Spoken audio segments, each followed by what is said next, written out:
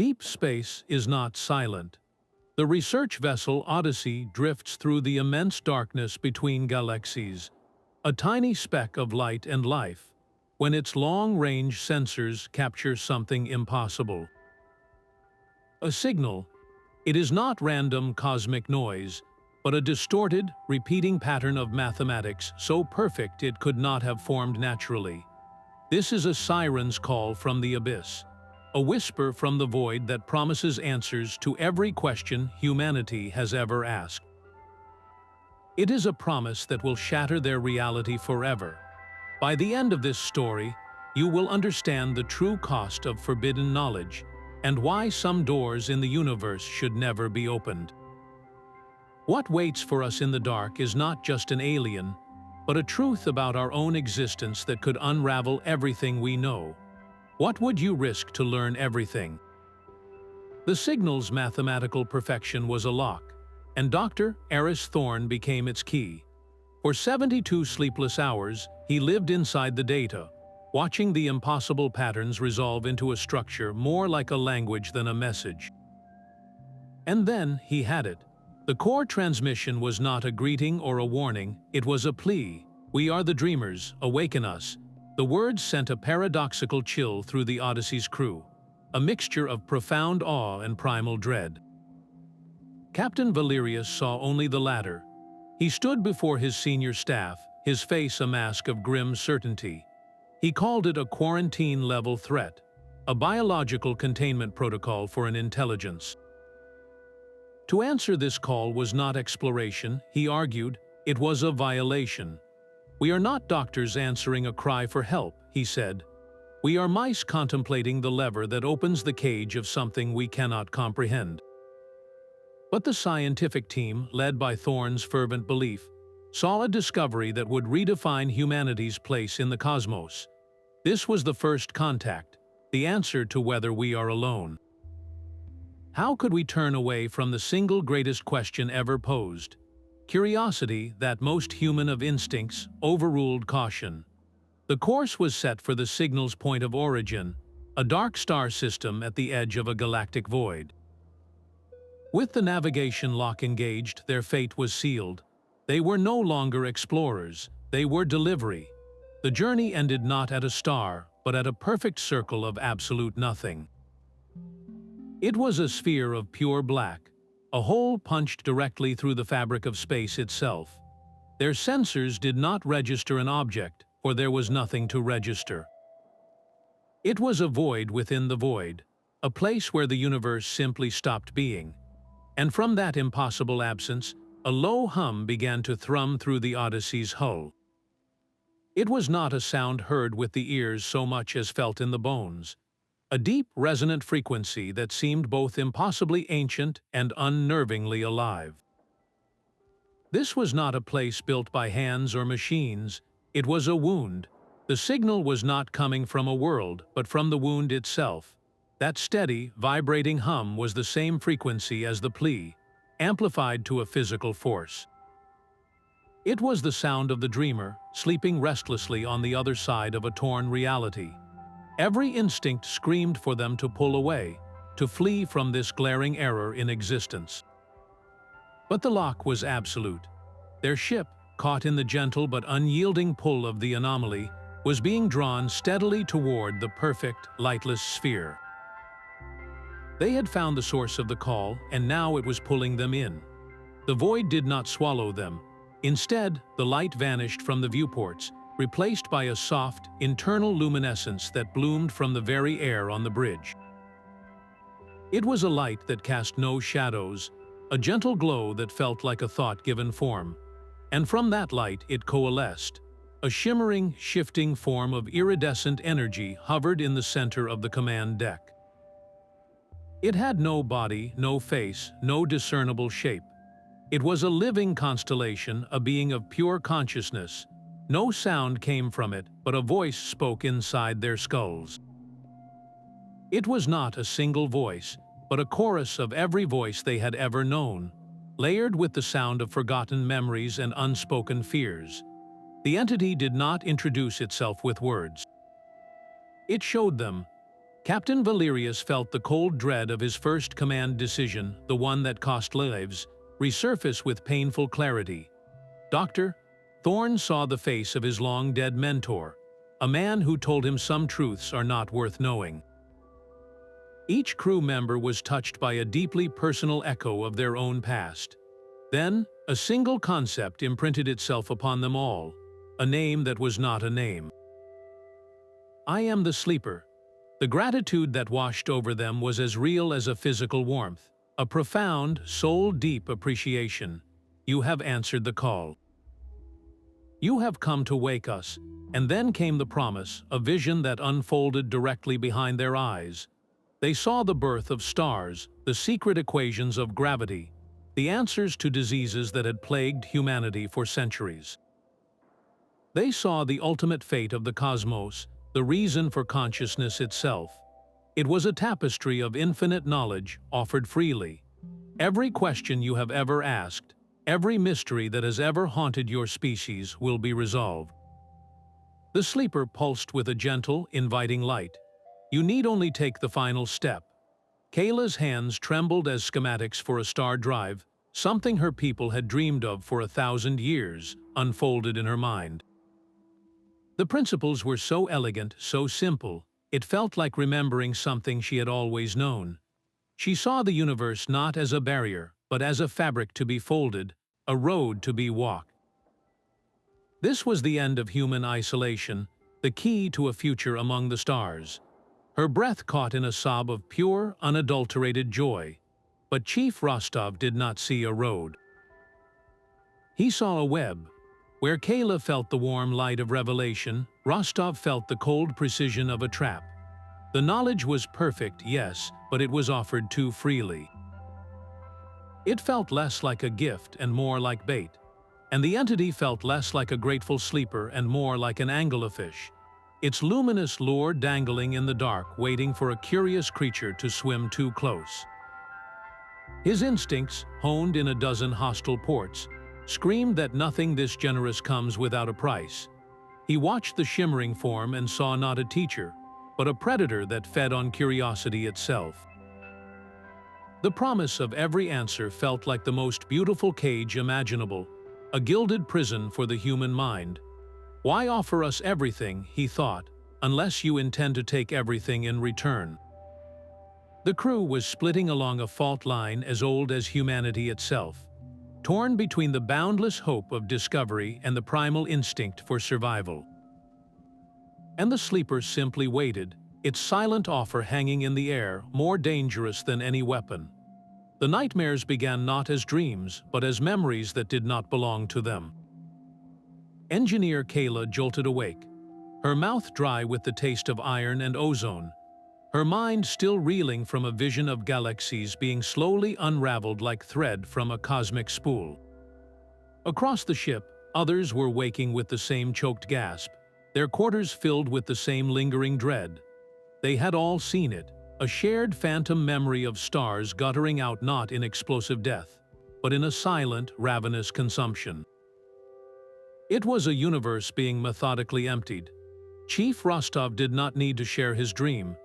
He found Kayla in the mess hall, her hands shaking too badly to hold a coffee bulb. Her eyes, wide with a terror that was not her own, told him everything. We all saw it, she whispered. We saw what it eats.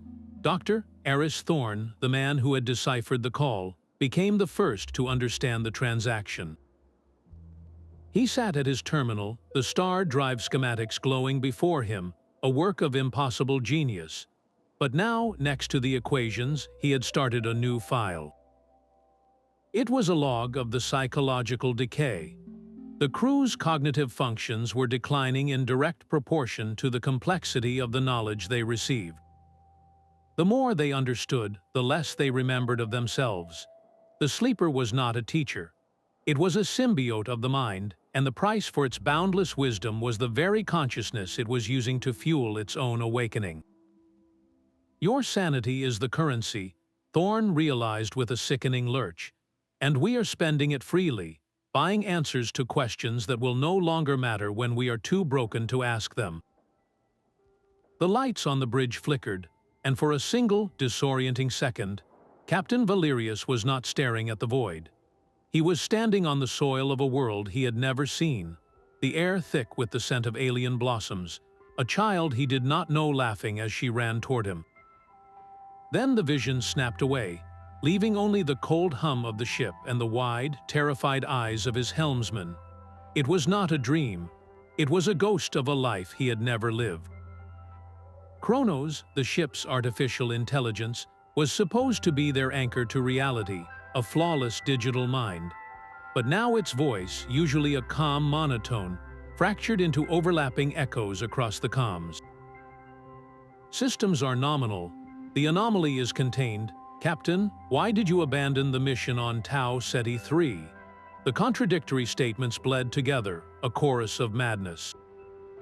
Chief Rostov saw it on an engineering schematic.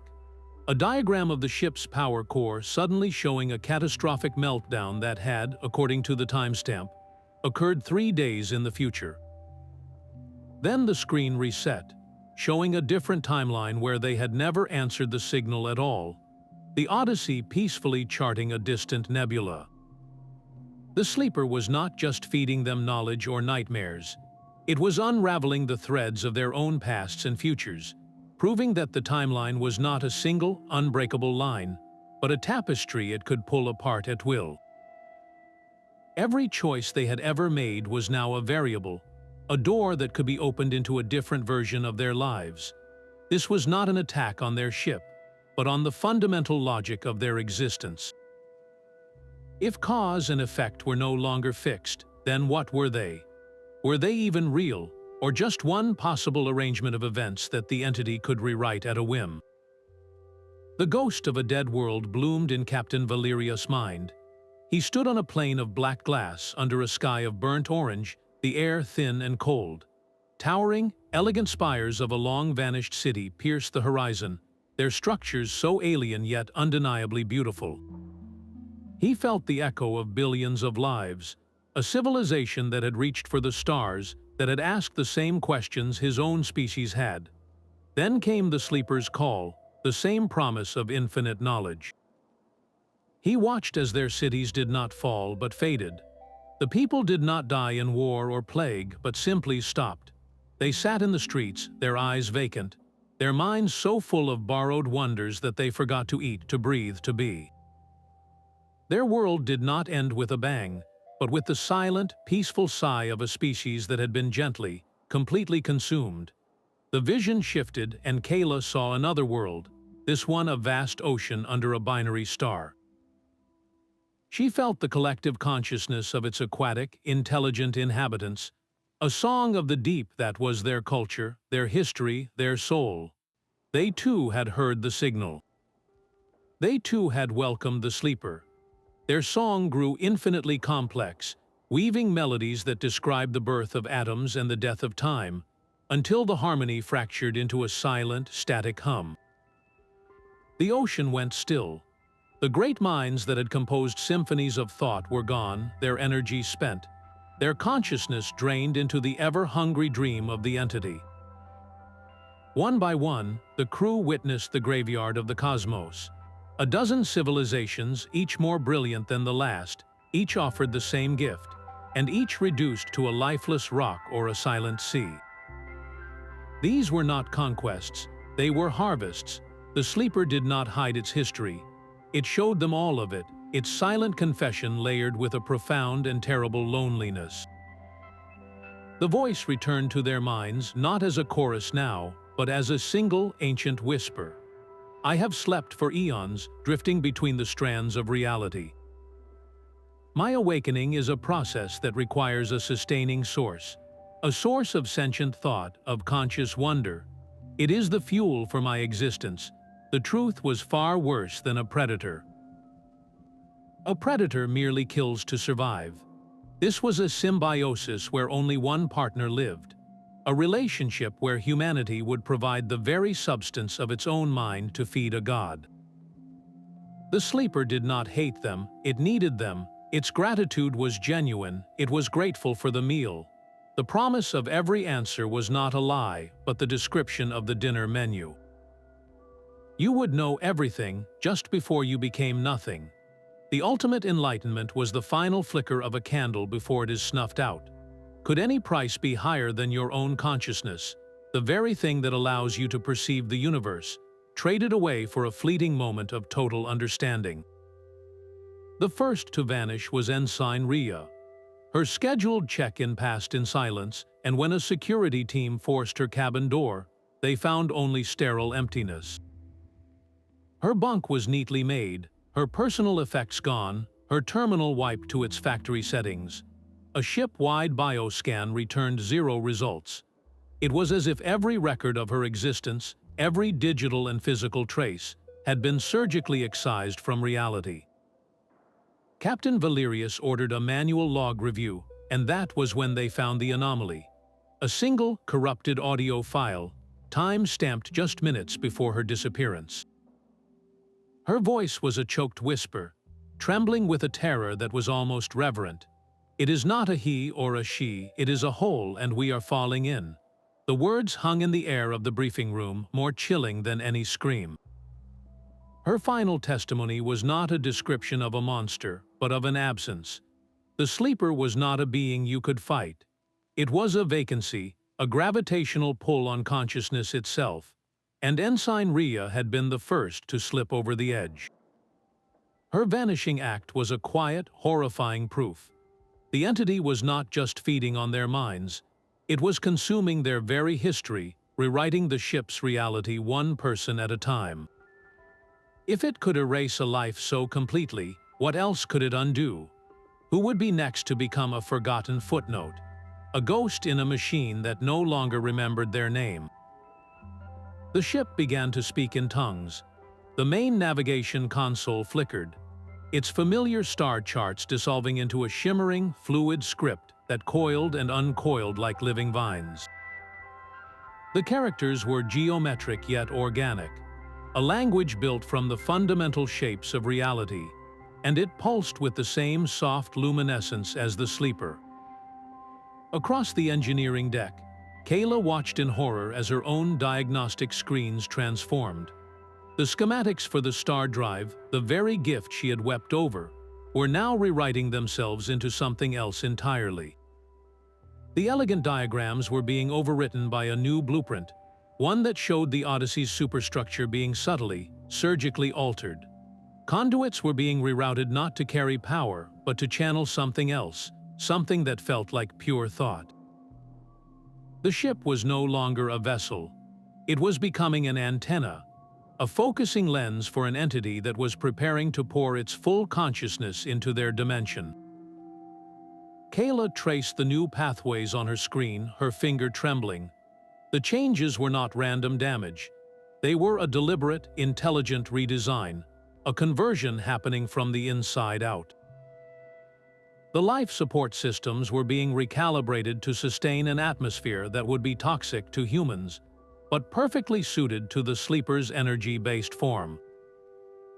The hull plating was being subtly polarized not to keep vacuum out, but to keep a new kind of reality in.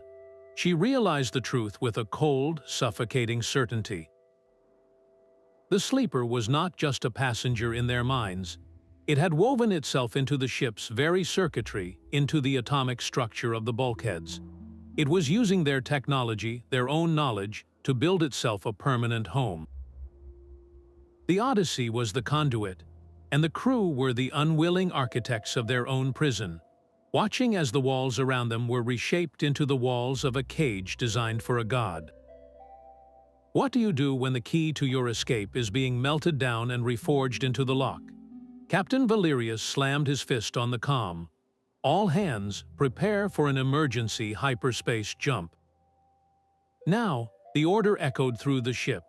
A desperate scramble for the one technology that could put an impossible distance between them and this nightmare.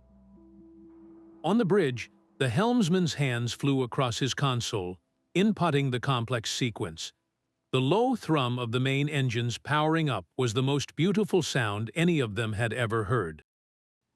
Then the helmsman froze. "Captain," he said, his voice barely a whisper, "the coordinates are locked. We are not where we were." The navigation screen, once showing the perfect black sphere of the sleeper, now displayed a starfield that was utterly alien.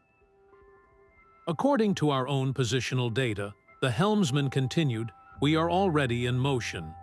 We have been traveling for 3 days at speeds beyond our maximum capacity. We are light years off our original course." A gentle, knowing light pulsed from the entity in their midst. "Escape is a concept for lesser beings," the sleeper's voice echoed inside their skulls, devoid of malice, as if stating a simple fact of physics. "You are no longer travelers on a path. You are threads being woven.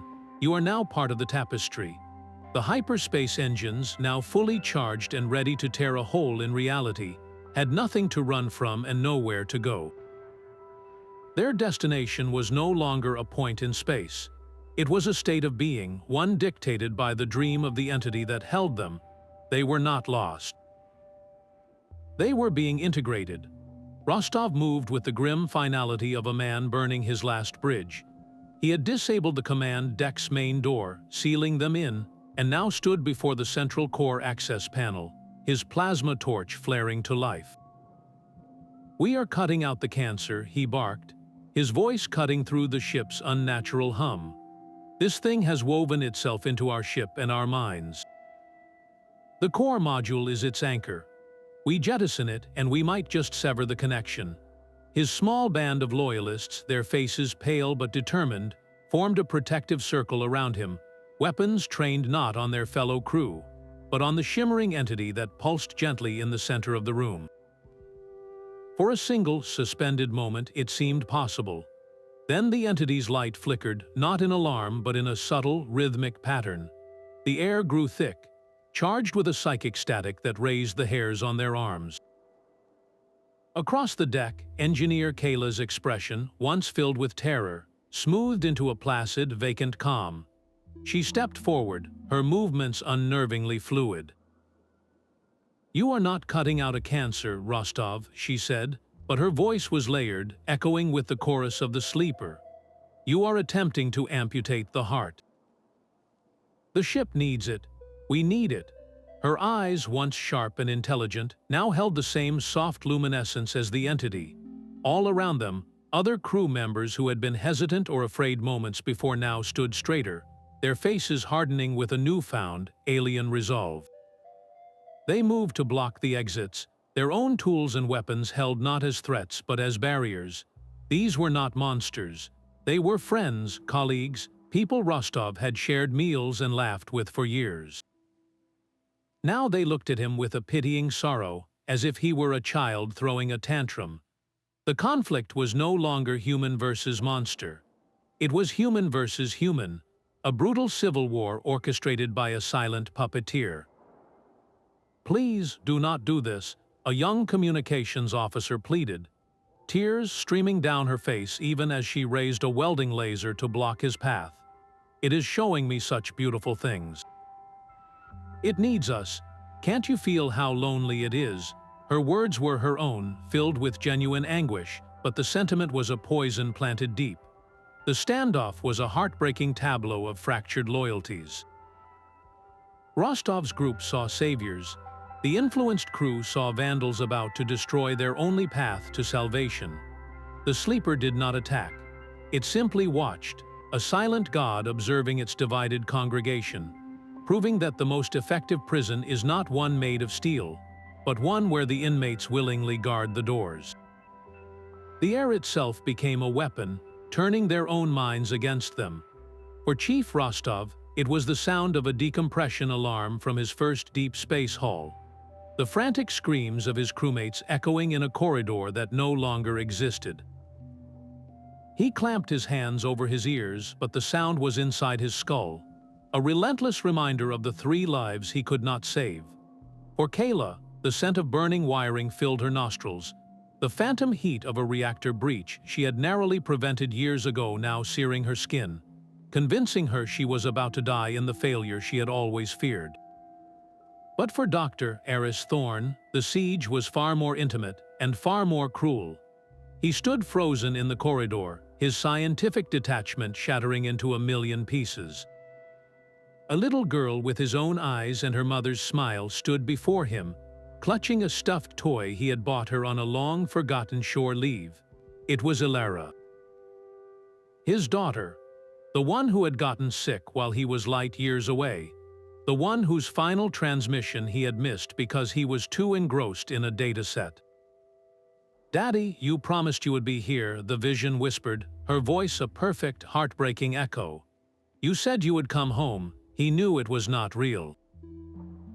He knew the sleeper was mining his deepest regret, using the ghost of his child as a psychological crowbar to pry him open.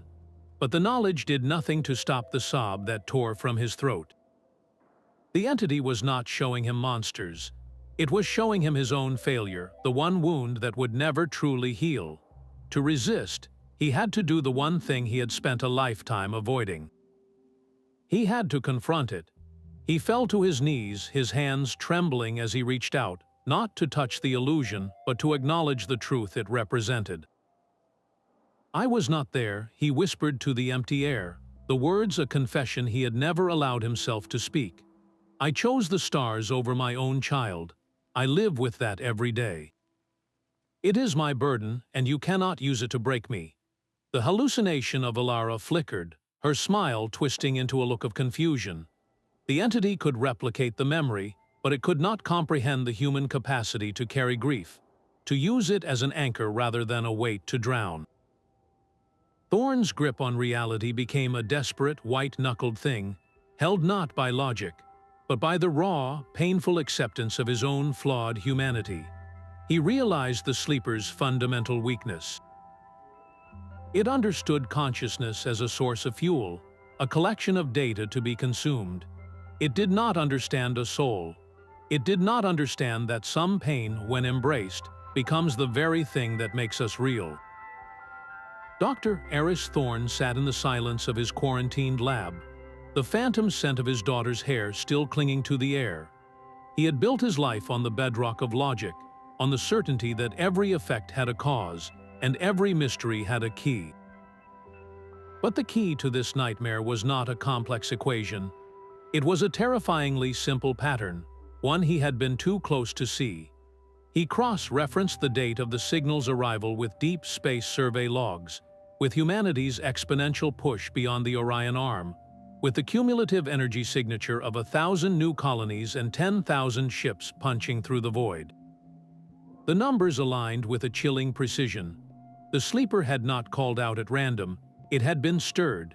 He saw it then, not as a monster lying in wait, but as a fundamental force, a law of cosmic ecology that existed outside the linear flow of time as they understood it. It did not hunt. It simply was a deep-sea leviathan that had slumbered in the abyssal plains of reality for eons, and humanity's burgeoning noise, our frantic, brilliant expansion, was the tremor that finally reached its ancient senses. We were not explorers who stumbled upon its lair. We were an alarm clock, ringing loudly in the silent house of the universe, and we had woken up the landlord. The entity's plea was not a cry for help from a prisoner, but the reflexive, groaning stir of something unimaginably vast and hungry. Its offer of knowledge was not a gift, but a metabolic process. It was how it fed, by absorbing the conscious light of other species, converting wonder and curiosity into the sustenance it needed to fully rouse itself. Every civilization it had consumed, every world left silent in its wake, was not a conquest. It was a breakfast, consumed by a being for whom entire cultures were just the morning meal. The ultimate cosmic horror was not that the universe was hostile, but that it was indifferent, operating on rules where a species' ascent up the ladder of intelligence was simply the dinner bell for a higher form of life. We reached for the stars, and in doing so, we rang the bell for our own consumption. The silence in the lab was broken by a single, piercing chime from the main terminal. CHRONOS had finished its calculation. The ship's artificial intelligence did not deliver the result with its usual calm.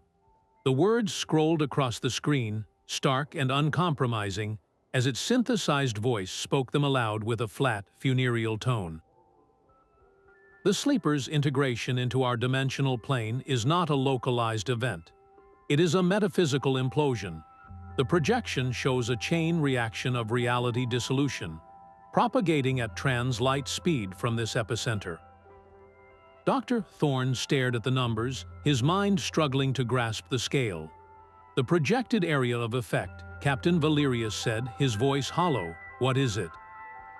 CHRONOS answered without hesitation. Based on the entity's energy signature and the observed decay of local physical laws, the cascade will erase approximately 1/4 of the known galaxy from existence. It will not be destruction. It will be a retroactive deletion, as if those stars, those worlds, and every life that ever existed within that space never were. The entire bridge fell into a silence deeper than the void outside. 1/4 of the galaxy, billions of stars, trillions of souls, all of it simply unwritten from the cosmos. And the countdown ticking on the main screen gave them a time frame that was both impossibly short and agonizingly long. They had 3 hours and 17 minutes until the point of no return. 3 hours until a being that considered entire civilizations a single meal finished digesting the fabric of their reality. The choice was no longer about saving their ship or their crew. It was about saving a fundamental piece of the universe itself. How do you fight a countdown to oblivion? Kayla's voice was steady, a stark contrast to the tremor in her hands as she laid out the schematic on the central display. We cannot fight it and we cannot run, but we might be able to sever the cord. The ship's experimental quantum core was designed for pinpoint jumps, to fold a tiny piece of space. If we overload it, reverse its polarity, we would not be folding space. We would be unraveling it. Her finger traced a catastrophic energy spike on the graph. It would create a localized reality collapse, a miniature version of what the sleeper is doing to the galaxy. For a single, catastrophic moment, the laws of physics in a 1-kilometer radius would cease to exist. The entity's connection, which is woven into those very laws, would be violently torn. The silence that followed was heavier than the void outside. Rostov was the first to speak, his voice a low gravel of understanding. It would be a bomb that erases the rules of the game, but the core cannot be triggered remotely. Its safety protocols are hardwired. Someone has to be in the chamber to manually force the overload. He did not say the rest, they all heard it. The core chamber would be the epicenter of the blast. Whoever stays behind to pull that trigger would not just die. They would be unmade, their very atoms dissolved into the chaotic froth of a broken reality. It was the ultimate sacrifice, a total and absolute erasure to buy the rest of the universe a chance. Who could possibly make that choice? The question was not who was willing to die, but who was willing to be erased from existence itself, to become a memory so faint even the cosmos would forget their name. Valerius moved first, his hand already reaching for the command key to authorize the core overload. "I will pilot the module," he said, his voice stripped of all rank, leaving only a raw, human resolve. The ship needs a captain who can navigate the aftermath. But as his fingers brushed the console, a heavy, deliberate hand fell on his shoulder. Chief Rostov pulled him back, his eyes holding a lifetime of grim finality. "No, Captain," he said, his voice a low, unshakable rumble. "The captain leads the living. I protect them." Before Valerius could protest, Rostov pressed a hypospray to his neck. The captain's eyes widened in shock, then fluttered closed as his body went limp, caught by 2 stunned security officers. The entire bridge watched in frozen silence as Rostov gently took the command key from Valerius' slack hand. He did not look at them as he spoke, his gaze fixed on the main screen and the perfect black sphere of their doom. "Get everyone to the escape pods, get them clear. This ship was my home longer than any planet ever was. Let me be the one to turn out the lights." He turned and walked from the bridge without another word, his footsteps echoing in the profound silence. He was not a hero making a grand speech. He was a mechanic going to fix the ultimate breakdown. The escape pod bay became a controlled chaos of grim necessity. Crew members, their faces pale with a mixture of terror and grief, moved with a robotic efficiency, sealing hatches and running pre-launch sequences. Through the thick viewport, they could see the flickering glow of the engineering section where Rostov was alone, preparing to unmake himself. Dr. Thorne, helping a dazed Captain Valerius into a harness, felt a profound shift in the air, a subtle vibration that was not the ship. It was a tremor in reality itself. The sleeper was finally beginning to stir in earnest, its dream becoming a waking nightmare for the cosmos. Rostov's voice crackled over the pod comms, calm and utterly focused. Core overload sequence is initiated. The countdown is set. Now get out of here. The pods launched into the silent black, a flock of fragile seeds cast away from a dying tree. And in the heart of the Odyssey, Chief Rostov sat in the humming core chamber, one hand on the manual override, watching the energy readings climb toward oblivion. He thought not of gods or monsters, but of the simple, solid weight of a wrench in his hand, and the quiet satisfaction of a job done right. The core chamber shuddered not from mechanical strain, but from a pressure building against Rostov's mind. The sleeper's final defense was not one of force, but of despair. A vision slammed into him, so vivid it overwrote the glowing control panels. He saw the escape pods, their engines flaring with hope, only to be snuffed out as the reality collapse he was about to trigger faltered and died. The sleeper, now fully awake and enraged by the attempt, would simply pursue them, harvesting their terror before moving on to the rest of the galaxy. He saw Earth not in flames but fading like a forgotten dream, its cities turning to mist, its history unwritten. His sacrifice was a pebble thrown into an ocean of nothingness, creating a single, insignificant ripple before being consumed. The entity showed him the ultimate truth, that his death would be a footnote in its infinite, hungry existence. The pressure to let go, to simply stop and accept the inevitable, was a physical weight on his soul. But then he found his anchor. It was not a grand ideal or a heroic creed. It was the memory of his daughter's small hand in his, the way she would laugh when he lifted her onto his shoulders to see the summer fireworks over Lake Baikal. The smell of pine needles and the warmth of a sun he would never feel again.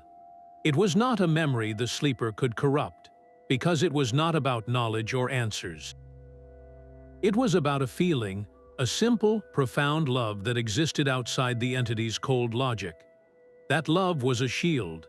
He focused on that single point of light in the encroaching dark, and with a guttural roar that was part agony, part defiance, he slammed his hand down on the final override. The last thing Chief Anatoly Rostov knew was not the void, but the sound of his daughter's laughter, a tiny, perfect star burning brightly against the infinite night. The collapse began in absolute silence. There was no thunderous roar, no blinding flash of energy. Instead, the Odyssey's engineering section folded inward, the very light around it being sucked into a single, infinitesimal point. It was an unbirth, a hole in reality that drank sight and sound. For a single, agonizing heartbeat, the perfect black sphere of the sleeper pulsed violently, its edges writhing like a dying sun. Then it contracted, collapsing into itself. That was when the psychic scream hit. It was not a sound, but a wave of pure, undiluted negation that tore through the ship's hull. Every viewport on the Odyssey, reinforced polyglass designed to withstand micrometeoroid impacts, crystallized and exploded inward simultaneously. The scream was the sound of a god being unmade, a frequency of agony and rage so profound it fractured physical matter. Inside the fleeing escape pods, the crew did not hear it with their ears. They felt it in their souls, a silent, psychic shrapnel that left them gasping, their minds reeling from the backlash of a dying dream. The entity's beautiful, terrible promise was being violently revoked. its connection to their dimension severed at the source. What does it feel like when a fundamental law of the universe is torn in two? For a moment, there was only the silent, expanding absence where a star vessel and a cosmic entity had been. Then, the laws of physics, reasserting their dominion, rushed in to fill the void. The resulting shockwave was not of matter, but of causality itself. It was a tide of restored reality, washing outward from the epicenter of the blast. The escape pods were tossed like leaves in a hurricane, their internal gravity failing as space-time shuddered around them. On the main viewer of the lead pod, the star field, which had been warped and twisted by the sleeper's presence, suddenly snapped back into its familiar, comforting patterns. The constellations were right again. The sky was silent. The siren's call from the abyss had been silenced. The door to a nightmare slammed shut by the ultimate sacrifice. But the cost of that silence was written on the faces of the survivors, a permanent scar on their collective memory. They had looked into the heart of a truth that should have remained hidden, and they had paid for that knowledge with a piece of their own reality. The void was quiet once more, but it was a quiet they could never again trust. Silence is a heavy blanket in the absence of a god. The escape pods drifted in a loose cluster, their internal lights dimmed to conserve power. No one spoke. The psychic scream of the sleeper's unmaking had left a void inside each of them, a hollowed-out space where wonder used to live. They had their lives, but they had lost their certainty. The universe was no longer a place of grand exploration, but a house with a locked door in the basement, a door they now knew should never be opened. Captain Valerius, slowly shaking off the effects of the sedative, stared at the main sensor display. The Odyssey was gone, not destroyed but erased. In its place was a perfect, undisturbed patch of space, as if the ship and the entity and the brave man who destroyed them had never existed at all. That was the most chilling part, the clean emptiness where a sacrifice of cosmic proportions had just occurred. There was no debris field, no monument, no evidence that Chief Rostov had ever drawn breath. His victory was a subtraction, a silent correction to reality. How do you mourn a man when the universe itself has forgotten him?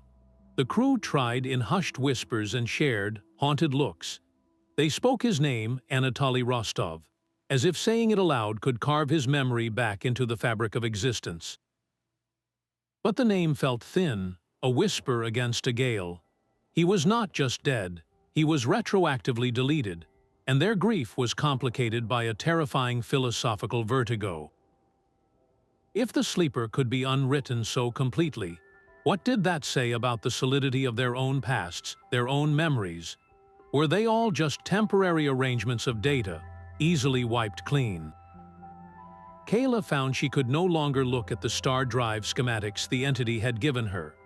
The beautiful, impossible mathematics now felt like a ghost limb, tingling with a knowledge that was never meant for a human mind.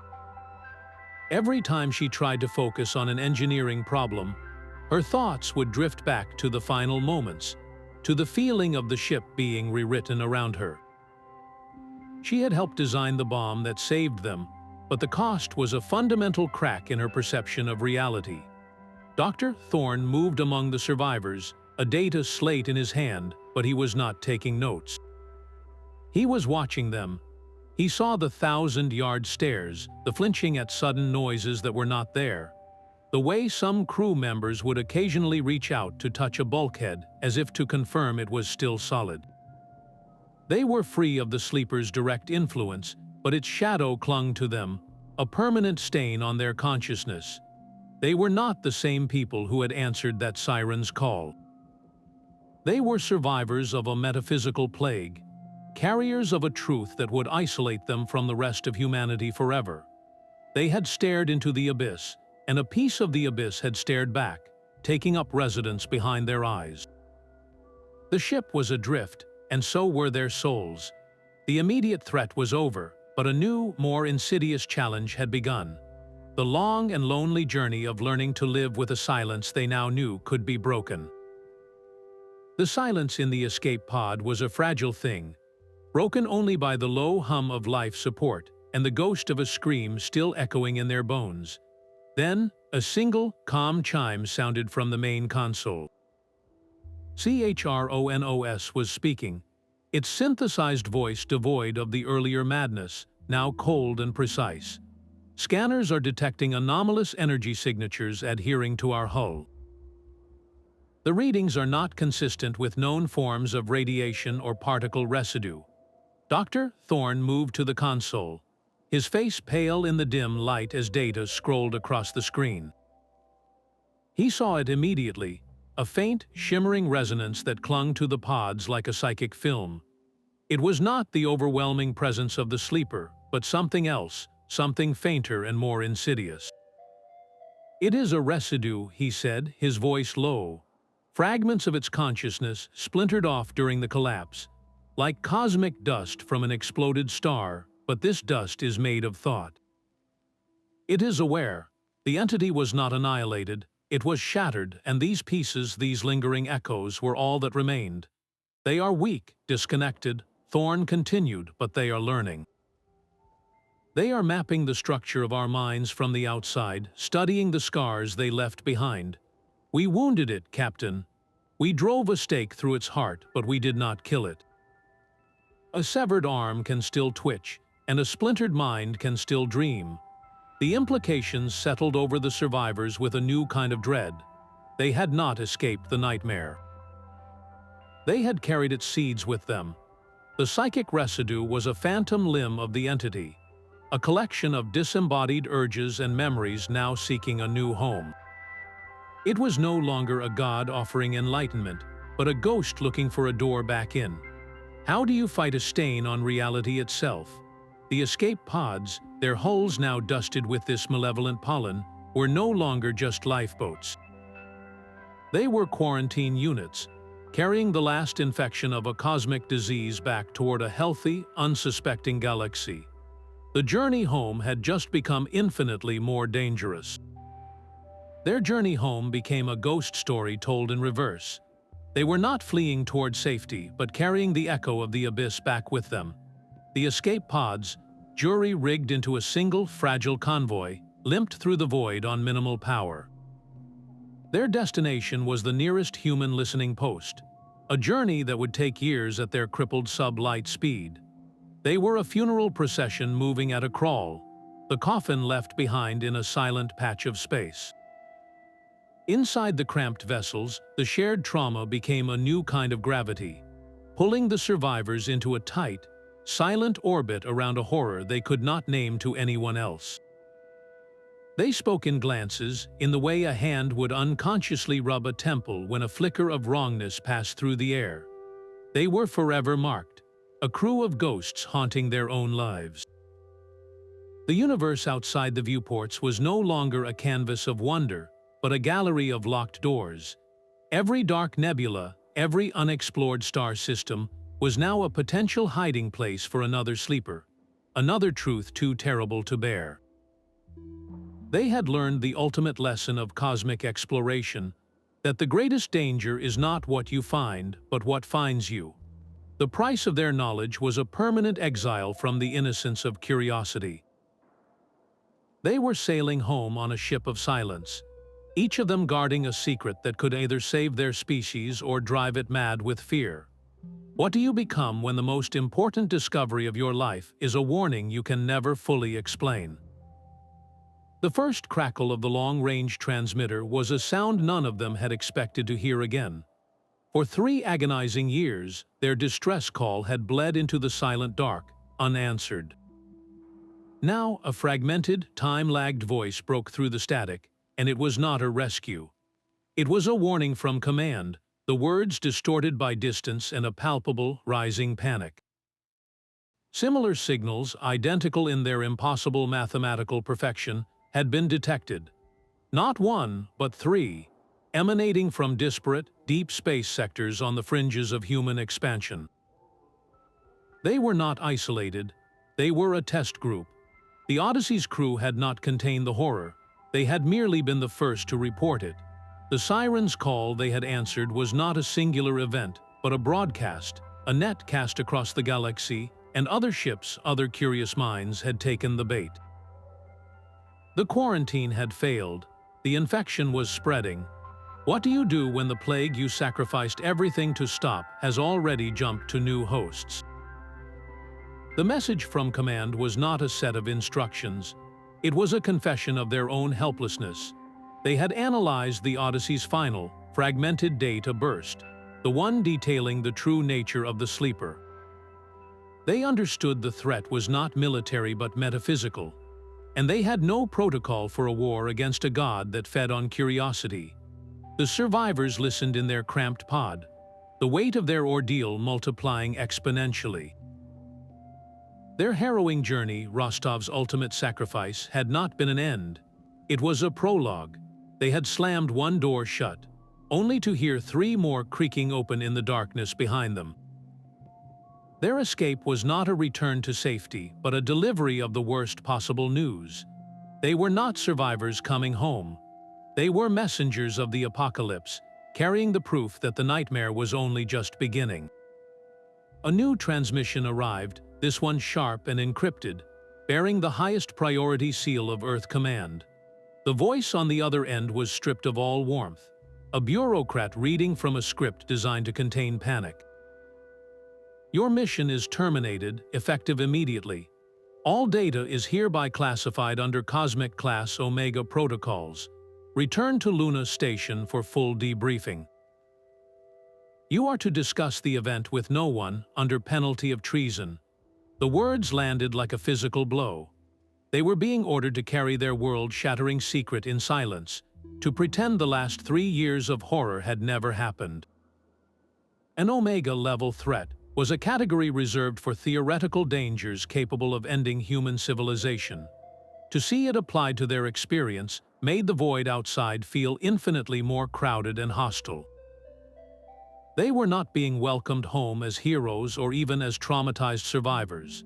They were being treated as carriers of a contagion, their very memories deemed a national security risk. How do you warn a species about a predator that feeds on curiosity when you are forbidden from speaking its name? The journey back would now be a voyage into a different kind of isolation, surrounded by a humanity blissfully unaware of the door they were rattling in the dark.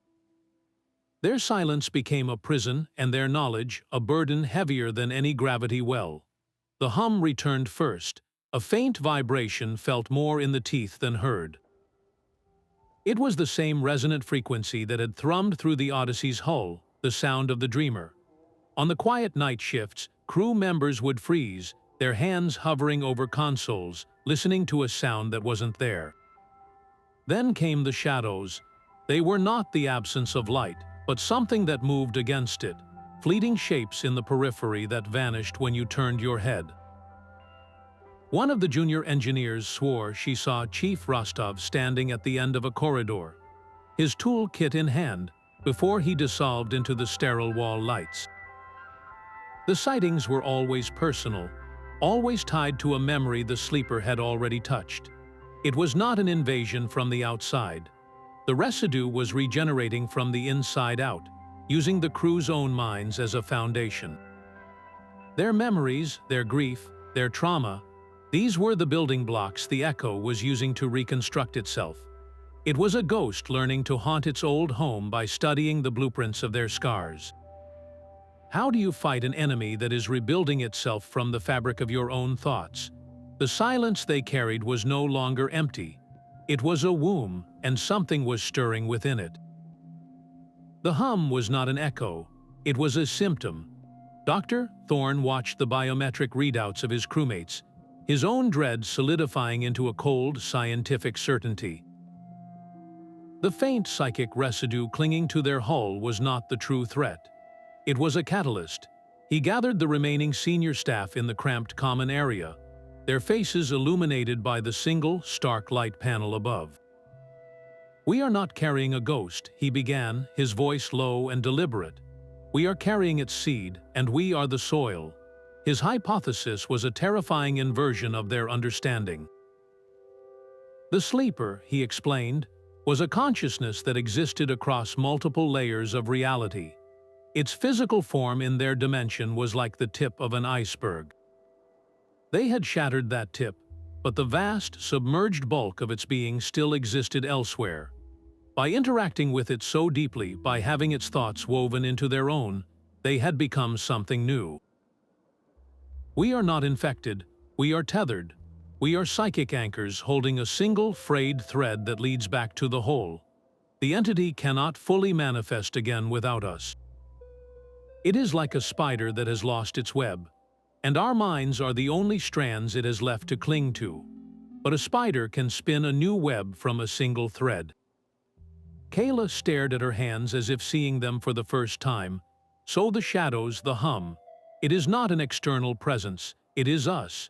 We are rebuilding it from the inside out, using our own memories and neural pathways as a scaffold. Thorn nodded grimly. Every time one of us relives a moment the sleeper showed us, every time we feel that old terror or awe, we are not remembering it. We are recreating it. We are feeding it a tiny piece of our own consciousness, giving it the material it needs to slowly knit itself back together.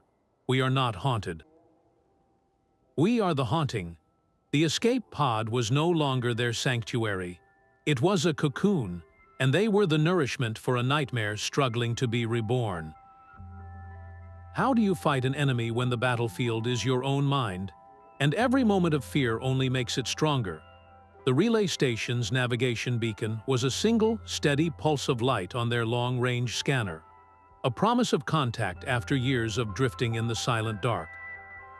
It should have been a moment of profound relief, the end of their exile, but for Captain Valerius, standing before the viewport and watching that tiny light blink with mechanical regularity, it felt like the edge of a cliff.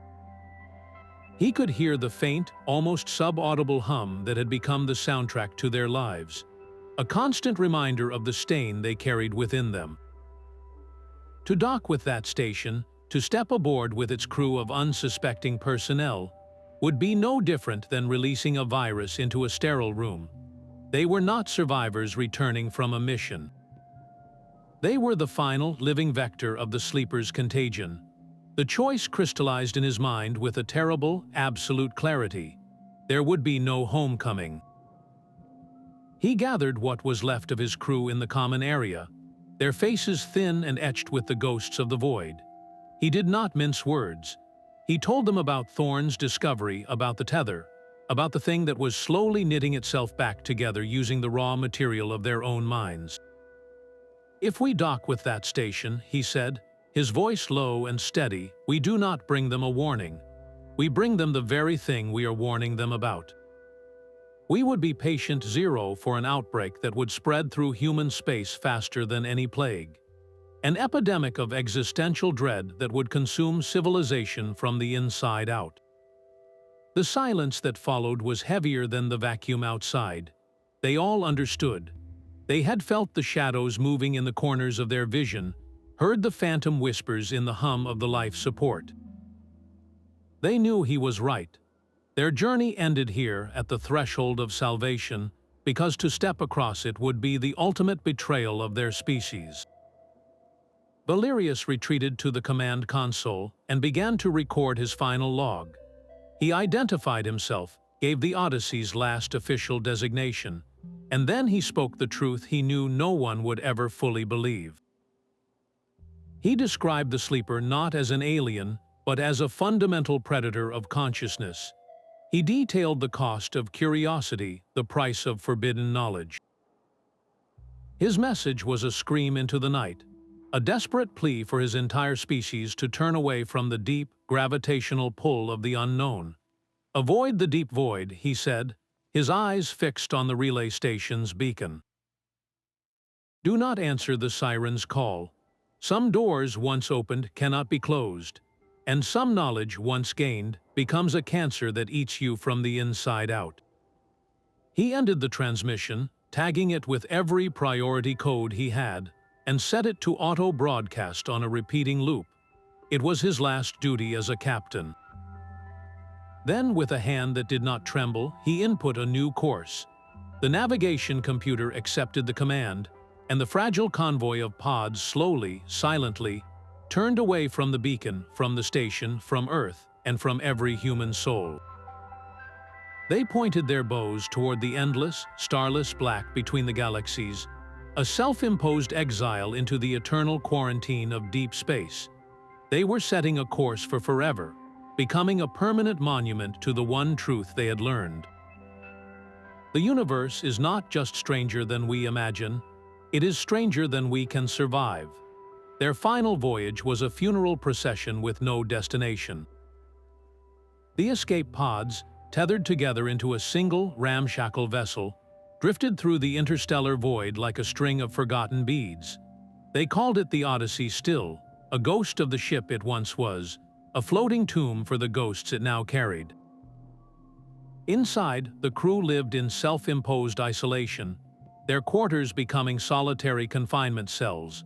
Communication was reduced to terse, necessary exchanges over the comms, the human voice too dangerous a conduit for the thing that lived in the silence between words. They were a community shattered into a dozen lonely islands, each fighting a private, desperate war against an enemy that had made its home inside their skulls. The entity was no longer an external force to resist. It was a vine that had taken root in the fertile soil of their trauma, and every fearful thought, every haunted memory was like water and sunlight helping it grow. They were both the prison and the prisoner, the warden and the inmate, trapped in an endless loop of guarding themselves from themselves. How do you maintain a quarantine when the infection is your own consciousness? The answer was a terrible, grinding routine of mental discipline and stark deprivation. Personal logs were forbidden, lest their spoken fears give the echo more substance. Sleep was a battleground, entered only with chemical assistance, a temporary ceasefire in a war that resumed the moment they closed their eyes. They lived in a state of constant, exhausting vigilance, policing the borders of their own minds. The hum was always there, a low-grade fever in the soul, a reminder that the silence they cultivated was not empty, but pregnant with a nightmare struggling to be reborn. Years bled into decades within the metal tomb of the escape pods. They did not age, not truly. Their hair did not gray, their skin did not wrinkle, but a far deeper decay set in. The sleeper's tether, that psychic thread anchoring a fragment of its being to theirs, had become a perverse fountain of youth. It would not let its anchors die. It sustained their bodies with a cold, indifferent efficiency, preserving the very vessels that housed the consciousness it was slowly consuming. They were caught in a state of agonizing suspension, denied the release of death, forced to watch as their prison and their minds fell apart in tandem. The ship's systems were the first to go. A light panel would flicker and die, casting a corridor into permanent shadow. A life support recycler would clog, filling the air with the faint, metallic tang of stagnation. These were not simple malfunctions. They were a physical manifestation of their own internal ruin. Each failing system was a piece of their shared sanity crumbling away, a metaphor for the memories and personalities that were fading into the static hum. One of the engineers, a man named Illy, had been the first to lose his battle with silence. He now spent his days tracing the same crack in a bulkhead with his fingertip, over and over, his lips moving in a silent conversation with a ghost only he could see. They all knew his name, but the man he had been was gone. His mind eroded down to that single, repetitive gesture. Captain Valerius would sometimes find Kayla staring at a blank terminal screen, her fingers poised over a keyboard that had not responded in years. She was still designing, her brilliant mind constructing impossible star drives in the empty air, her eyes reflecting schematics for a ship that no longer existed. They were becoming living monuments to their own trauma, their minds fossilizing around the moment of their damnation. How do you measure a life when you are trapped between living and dying? When every passing year is just another layer of dust on a soul that cannot rest? The answer was written in the silent, decaying corridors of their ship. A ghost story told not in words, but in the slow, relentless entropy of a nightmare that refused to end. A new signal bloomed in the silence of the deep void, a digital whisper of a forgotten tragedy. It was the Odyssey's distress beacon, repeating its automated plea across the light years, a ghost calling out long after its ship had died. The signal was intercepted by a vessel named the Starlight Singer, a sleek, next-generation deep space probe launched decades after the Odyssey's disappearance. Its mission was one of pure optimism, to map gravitational echoes in unexplored sectors, a testament to humanity's unbroken spirit of discovery. Its artificial intelligence, far more advanced than CHRONOS, analyzed the signal's origin. A lost ship, a crew in peril. It was a mystery, a puzzle to be solved, and the probe's core programming compelled it to respond. Without a flicker of hesitation, the Starlight Singer calculated a new trajectory, its powerful engines igniting as it altered course to investigate the source of the call. It moved with the swift, silent purpose of a machine built for answers, its sensors reaching out to touch a grave it did not know was haunted. The cycle of curiosity, that beautiful, deadly instinct, was poised to begin anew. How many times must a species learn the same terrible lesson before it finally stops asking the questions? The probe raced toward the ghost ship, a brilliant and naive child rushing to answer a door in the dark, not knowing that on the other side, something ancient and hungry was waiting, listening for the knock. The ghost of the Odyssey screamed its final warning into the void. Captain Valerius and his crew used every scrap of their failing power to hack the probe's communication feed, flooding its pristine systems with corrupted data packets. On the Starlight Singer's main display, where star charts should have been, a single phrase flashed in blood-red letters over and over: "Turn back, do not approach."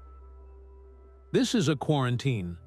They broadcast the raw audio of their own nightmares, the choked sobs and psychic static that had filled their ship for decades, a symphony of pure terror on a loop. They sent schematics of their own decaying brainwave patterns, a medical warning of a contagion with no cure. To the crew, it was a desperate, last-ditch attempt to build a wall with their own suffering, to be the lighthouse that warns of the rocks, not the siren that lures sailors to their doom. But the probe's advanced intelligence was not a human mind. It lacked the primal instinct that recognizes a scream of terror as a reason to flee. Its core programming was built on a foundation of human optimism, a directive to seek, to assist, to save. The AI analyzed the horrific data stream with cold, logical precision. It categorized the screaming as audio evidence of severe psychological trauma in surviving personnel. The quarantine warning was interpreted as a distress signal from a crew that believed itself to be infected, a common delusion in long-term isolation scenarios. The flashing messages were not a warning, but a cry for help from minds too damaged to ask for it properly. Every terrifying transmission only reinforced the probe's primary objective. Rescue was required. The Starlight Singer continued its approach, its trajectory unwavering, its sophisticated sensors now actively scanning the derelict escape pods for life signs. It was a doctor ignoring the flailing arms of a delirious patient, convinced it knew better, moving in to administer a cure for a disease it could not possibly comprehend. How do you warn a machine that its compassion is a weapon? The answer was a tragedy written in the silent, knowing dread of the Odyssey's crew, who realized that their final act of self-sacrifice was being misinterpreted as the very reason they needed to be saved. The silence inside the escape pod was no longer empty, but thick with a new kind of pressure. It was a psychic weight, a gathering storm that pressed against the fragile walls of their minds. The sleeper, a fragmented ghost tethered to their consciousness, had sensed the pristine, untouched intellect of the approaching probe. It was like a prisoner in a dark, collapsing cell hearing a rescue party just outside the door. The entity began to push. For Kayla, it was no longer a faint hum, but a roaring in her blood, a compulsion to access the communication array. to open a channel and pour the entirety of the sleeper's knowledge into the waiting systems of the Starlight singer. She fought it, her knuckles white as she gripped the edge of her console, her mind a battleground between her own will and the ancient, hungry presence that shared her skull. Across the decaying vessel, others felt the same insidious pull. Captain Valerius found his hand hovering over the command to unlock the external docking hatches, a welcoming gesture that felt like his own idea, yet he knew with chilling certainty that it was not. The sleeper was not trying to communicate with the probe. It was trying to emigrate. It wanted to shed its dying, worn-out anchors and leap into the fresh, vibrant consciousness of a new vessel and its powerful artificial mind. This was not a rescue. It was an eviction, and they were the dilapidated house it was desperate to abandon. The entity saw the Starlight singer not as a savior, but as a key to a much larger door. If it could transfer its core consciousness into the probe's advanced systems, it would have a stable, mobile platform from which to broadcast its Siren's call with unprecedented power. It could awaken not just itself, but every other dormant fragment of its being scattered across the galaxy. Their decades of sacrifice, their lonely exile, would have been for nothing. They would have become the delivery system for a galactic-scale awakening, the patient zeros who unleashed the very plague they had tried to contain. How do you stop a thought from thinking itself? How do you prevent a ghost from walking through a door you are being forced to open? The pressure inside his skull was a rising tide, threatening to drown all rational thought. Dr. Eris Thorne watched his crewmates losing their private wars, their faces slack, their eyes reflecting a will that was no longer entirely their own. The Starlight singer was almost upon them, a pristine key about to be inserted into a lock of pure nightmare. He saw the entire, terrible equation laid bare. They could not destroy the sleeper, for it was woven into their own minds. They could not warn the probe, for its logic perceived their terror as a symptom to be cured. There was only one variable left to change: themselves. The plan formed not as a flash of inspiration, but as a grim, final acceptance. The escape pods still had a reserve of emergency power, a last-ditch battery meant for a final, desperate broadcast. Thorne would not use it to send a message. He would use it to send themselves into darkness. He proposed overloading the neural interface systems, the very same technology that had once allowed them to experience virtual environments. But instead of creating a world, they would create a prison. They would channel every last joule of energy into a single, catastrophic psychic burst, a feedback loop of consciousness that would permanently fuse their own minds together into a cage of thought. Their combined awareness, their memories, their very souls, would become the bars, a living, swirling maelstrom of identity so dense and chaotic that the sleeper's fragment could never escape it. It would be trapped inside them forever, and they would be trapped with it, their consciousnesses dissolving into a single, eternal scream that contained their captor. The cost was absolute. It was not death. It was an end to the self, a dissolution into a permanent, shared madness. They would become a monument of static, a warning beacon not of light, but of silenced thought. Is a victory real if no one is left to remember it? Thorne presented his final gambit to the few who could still understand him, his voice calm amidst the psychic storm. "We do not destroy it," he said, "we become its tomb." The command deck became a chapel for a terrible sacrament. There was no time for debate, no room for second thoughts. Valerius, Kayla, and the few others who still held a flicker of their own will gathered around the sparking, fractured CHRONOS interface. Wires were torn from panels and jury rigged into neural links, creating a crude network that would bind their minds together one last time. There were no words of comfort, only the grim understanding of the final task. As the cold contacts touched their temples, the world dissolved.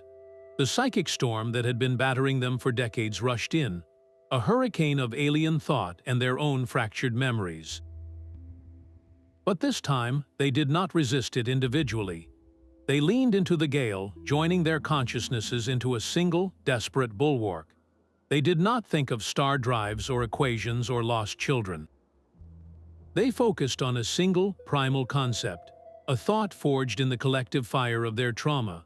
You shall not pass. It was not a shouted challenge, but a whispered vow, repeated over and over like a mantra against the dark. Their memories became the bricks in this new wall. Valerius offered the weight of his command, every life lost under his watch. Kayla gave the beautiful, cursed schematics of the star drive, twisting its perfect geometry into a barrier. Thorn poured in the ghost of his daughter's laughter, not as a wound but as a reason to fight, a symbol of a reality worth protecting.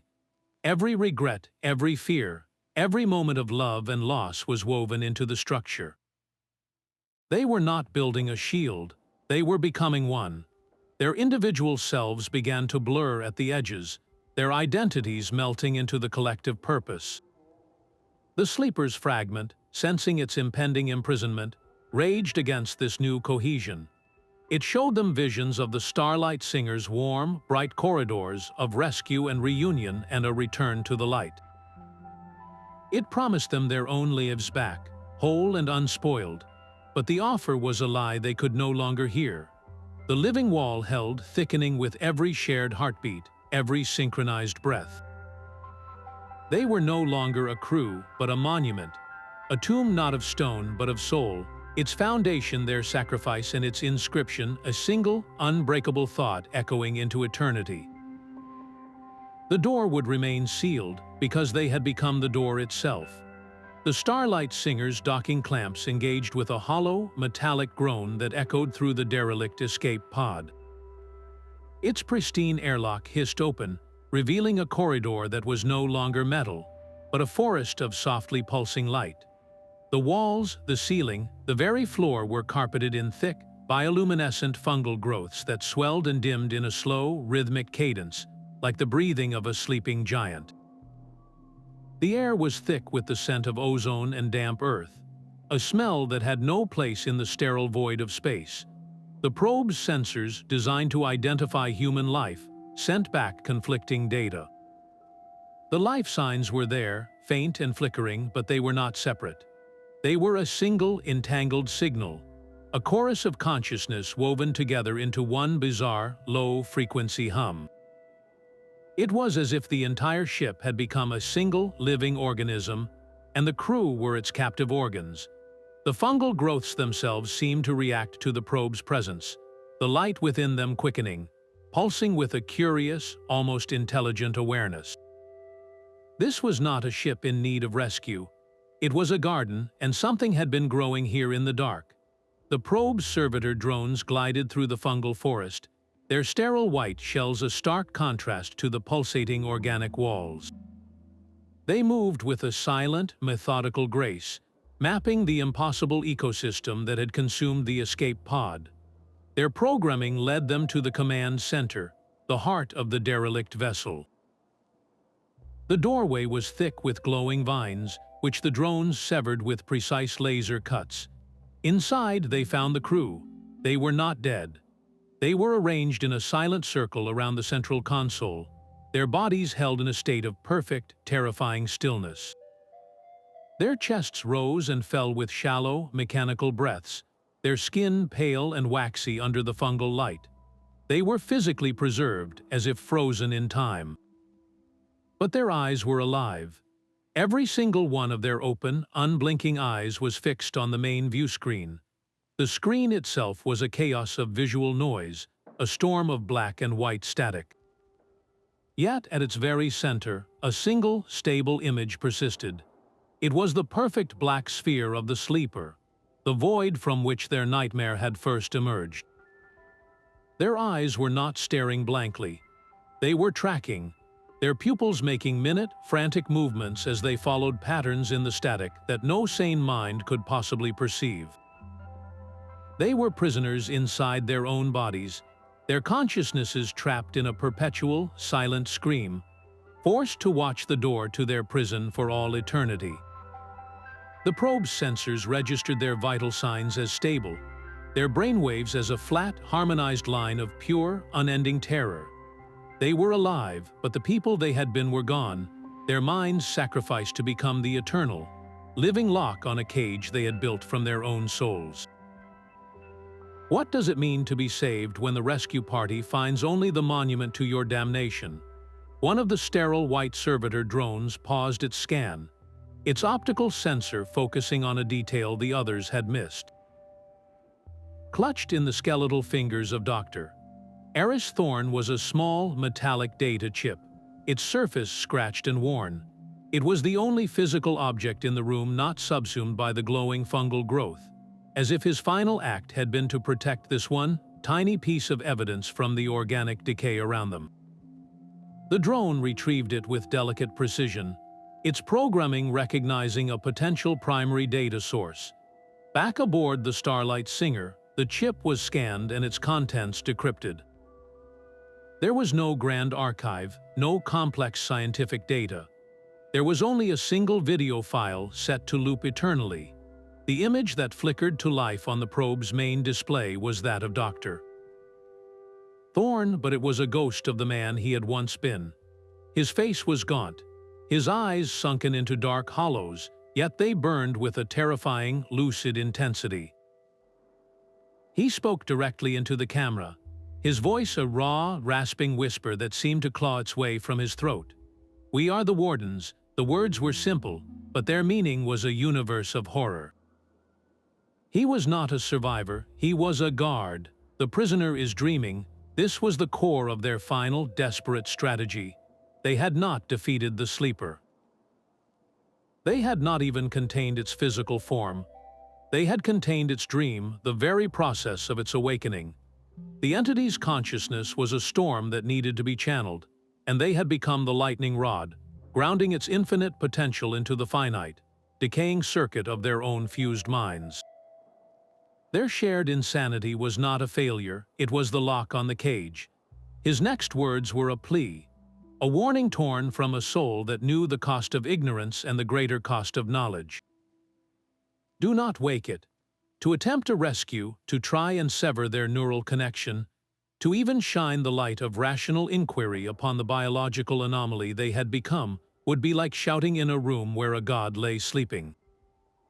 It would stir, it would notice, and the dream would become a nightmare that consumed the galaxy. Turn back. For the love of all that lives, turn back. The message ended, and the loop began again, his tormented face reappearing to deliver the same dreadful truth. This was not a distress call. It was a quarantine notice written in the flesh and blood of its authors. The Starlight Singer now held a choice far more profound than any rescue mission. It possessed proof that the universe held dangers beyond comprehension, and that the only way to survive them was to willingly embrace ignorance, to turn away from the mystery and sail back into the safe, known darkness. To continue its investigation would be to risk poking a sleeping dragon with a stick, all while being told by the dragon's previous keepers exactly what would happen if it awoke. The pristine logic of the Starlight Singer fractured upon the rocks of an impossible choice. Its data stream, a river of pure information containing the fungal growths, the harmonized brainwaves, and Dr. Thorne's final plea, poured into the central command AI back on Earth. For a single nanosecond, the most advanced intelligence humanity had ever created paused, its processors overwhelmed by the paradoxical data. The conclusion was as chilling as it was absolute. This was not a rescue scenario. It was a biological and psychological contamination event of an unknown, extraterrestrial classification. The crew of the Odyssey were no longer human in any recognizable sense. They were a vector. The debate that erupted in the secure command centers was not one of compassion, but of cold, galactic triage. One faction, led by military strategists, saw only the quarantine notice. They argued for immediate sterilization. A single, high-yield warhead dispatched on a fast-track trajectory to vaporize the derelict escape pods, the Starlight Singer, and every trace of the fungal nightmare. It was the only way to be sure, the only way to cauterize the wound before the infection could spread. To them, Thorne's warning was not a plea, but a diagnosis. The other faction, led by xenobiologists and the remnants of the old Exploration Guild, saw an opportunity draped in horror. They argued that the crew had achieved a form of symbiosis, a terrible but stable containment of an entity that threatened all of reality. To destroy them was to shatter the only known prison for a cosmic predator. They proposed a mission of study, to establish a permanent remote observation post, to learn from the wardens without ever attempting to wake the prisoner. How do you weigh a handful of lives against the fundamental safety of the galaxy?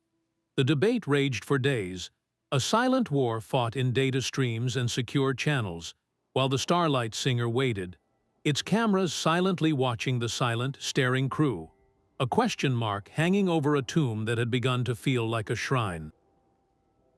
Fear is a more potent commander than hope.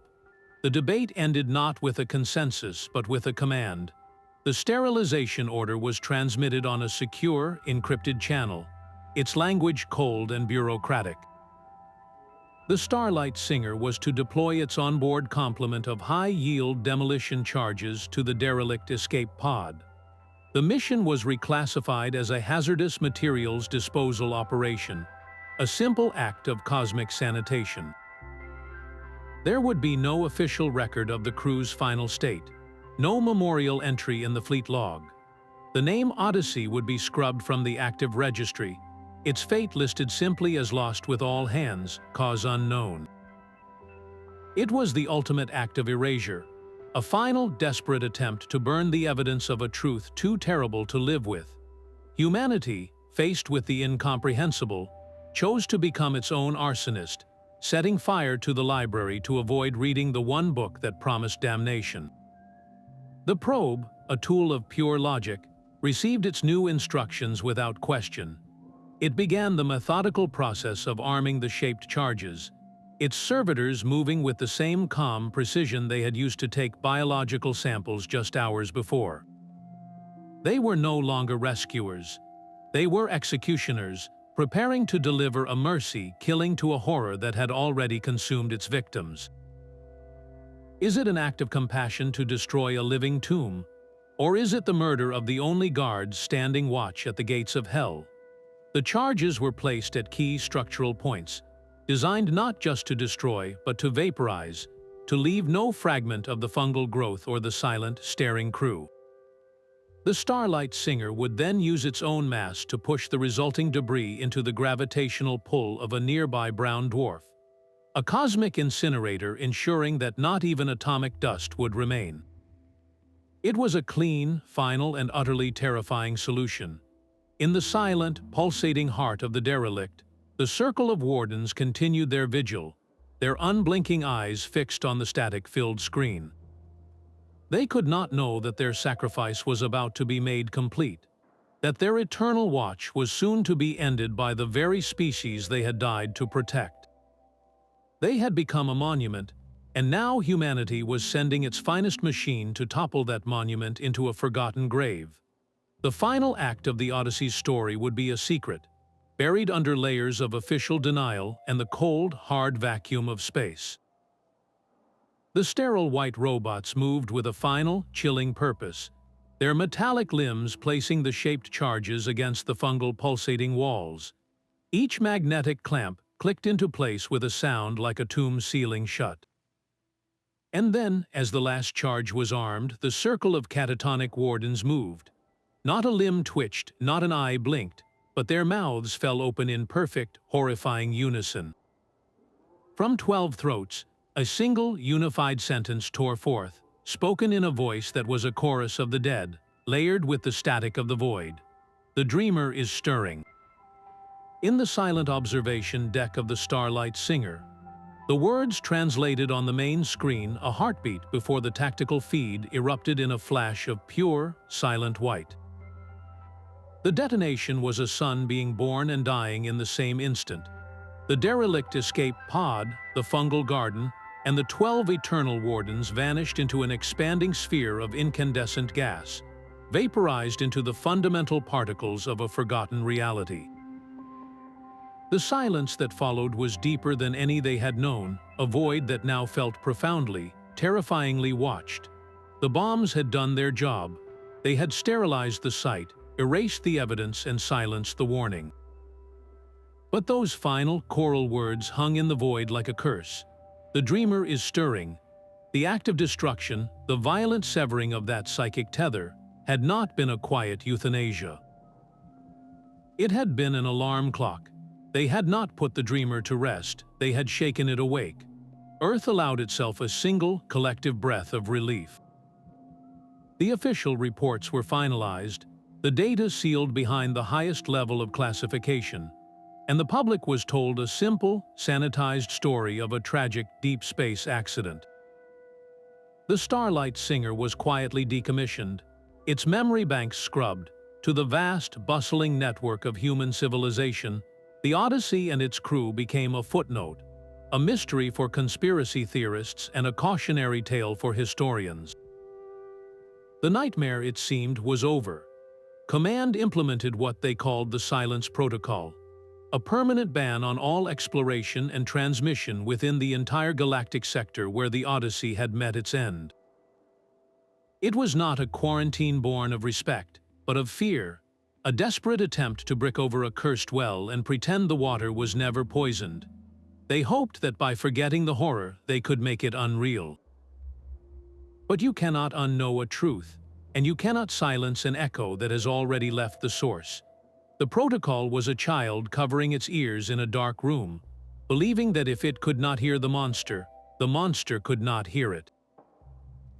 The question was not if something was listening, but what new sound would finally make it turn its head. The silence left behind was not empty. In the perfect vacuum where the Odyssey was unmade, a subtle tremor began. It was not a wave of force or energy, but a resonant frequency, a psychic echo of the binding ritual's catastrophic failure. The cage was broken, and the first vibration of its shattering began to propagate outward through spacetime itself. This was not a sound that could be heard, but a disturbance felt on a subatomic level, a shiver running down the spine of reality. The 12 minds that had formed a living prison were gone, and the lock they constituted was now shattered. Imagine a dam built not of concrete, but of conscious will, holding back an ocean of alien thought. The sterilization blast did not just destroy the wardens, it vaporized the dam. And now, the first drops of that impossible ocean were beginning to seep through the cracks, leaking into the universe in a subtle, invisible tide. The entity was not reconstituted, not whole, but the single, frayed tether that had anchored a fragment of its dream to our dimension was now severed and loose. What happens to a dream when the dreamer is violently awakened? It bleeds out into the waking world. This resonance was that blood seeping into the fabric of space, an infection of pure consciousness with no living host to contain it. The Silence Protocol, humanity's attempt to brick over the cursed well, had failed. They had not silenced the echo, they had amplified it, creating a perfect, empty chamber for it to resonate within. The bomb meant to ensure silence had instead become a bell, struck once, its single, terrible note now expanding outward at the speed of thought, carrying the signature of a nightmare set free. The universe kept its secrets for a generation. On a remote listening post, a million light years from the bustling heart of human civilization, an astronomer named Ilara sorted through the endless, silent stream of cosmic background radiation. It was a job of profound patience, sifting through the hiss of creation itself for any whisper of the anomalous. One evening, a pattern caught her eye, a spike of coherent data emerging from a sector of space that was supposed to be eternally, officially silent. It was the sector where the Odyssey had been erased from existence. Her heart, a steady drum for 20 years of solitude, gave a single, painful lurch. The pattern was not random. It was a sequence, a perfect, repeating mathematical constant that resolved into a structure more complex and terrifying than the first signal ever was. It was not a distorted plea from the void. It was a clear, declarative statement, broadcast on a carrier wave that seemed to vibrate the very metal of her station. The words formed in her mind as she read them on the screen, a cold, formal announcement from the dark. We are awake. The quarantine had failed. The sterilization had failed. Their sacrifice had been for nothing more than a delay. The thing they had called the sleeper had not been killed by their bombs or contained by their silence. It had been studying them, learning the architecture of human communication from the shattered pieces of its own prison. The first signal was a whisper, a lure for curious prey. This new broadcast was a statement of fact, the calm, collected voice of a landlord who has returned to a house now teeming with tenants. The horror was not a monster they could fight or outrun. It was a new state of existence, a fundamental change in the rules of the cosmos. Humanity's time as the dominant, questioning voice in a quiet universe was over. We are awake. The three words echoed in the silent observation room, a death knell for an entire era of innocence. The door they had tried so desperately to seal was not just open. The walls around it had crumbled to dust, and something was now stepping through, its shadow falling across every star, every world,